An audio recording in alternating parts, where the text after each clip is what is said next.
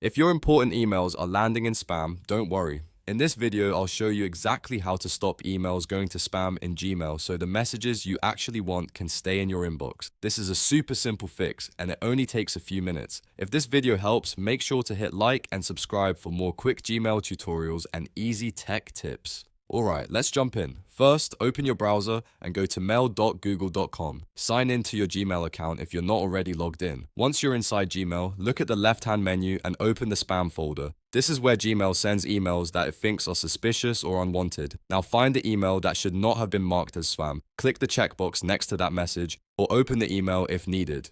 Then, at the top of the page, click Report Not Spam. This tells Gmail that the message is safe and that similar emails should be treated more carefully in the future. Next, open the email sender's message. This step is important because it helps you create a rule for that sender. Once the email is open, click the More menu, which is the three-dot icon. From the drop-down, choose filter messages like this. Gmail will now start building a filter based on that sender or message.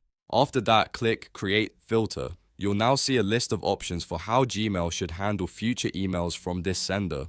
Here, select Never Send It to Spam. This is the key setting that tells Gmail to always keep emails from this sender out of the spam folder. Once that option is checked, click Create Filter again to save it. And that's it. Gmail will now be much less likely to send those emails to spam.